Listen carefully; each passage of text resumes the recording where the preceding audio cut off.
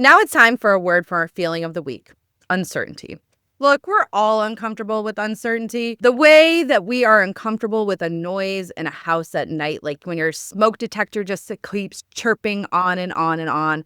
It's not necessarily immediately dangerous or urgent, although do change that smoke detector batteries. But it's the not knowing about what might happen that makes it impossible to ignore.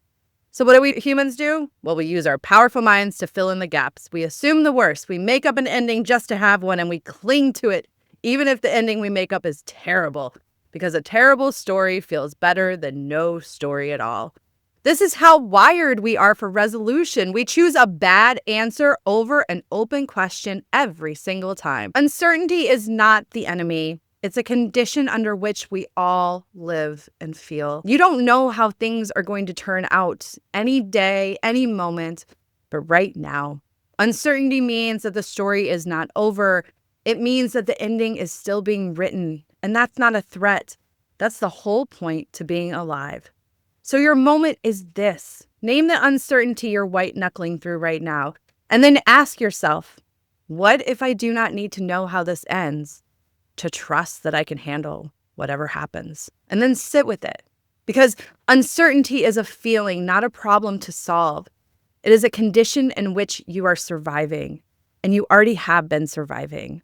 So don't push it away like it's something that you're not familiar with. We're all familiar with uncertainty, and we can choose to have a healthier relationship with it because of that. And that's all from this week's Feeling of the Week: uncertainty. Now a word from our coping skill of the week: embracing the absurdity. I want you to consider the following. You're a person on a planet hurtling through space at 67,000 miles per hour. You have opinions about fonts. You have cried over reality television. You once stood in front of an open refrigerator for 45 seconds, hoping something would tell you what to eat. And you're stressed about whether you handled that email correctly. This is the human experience. It is objectively, cosmically, profoundly absurd.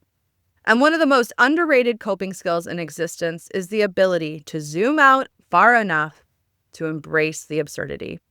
Embracing the absurdity is not toxic positivity. In fact, it's often about playing up and emphasizing the things that are really outside your control. It's not about pretending things are fine. It's the recognition that life is simultaneously deeply serious and completely ridiculous.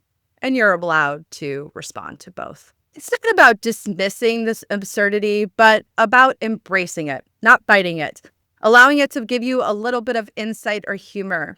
Absurdity is not avoidance. It's about taking a different perspective and seeing the full situation for as ridiculous as it often is. And that's all for this week's Skill of the Week: embracing the absurdity.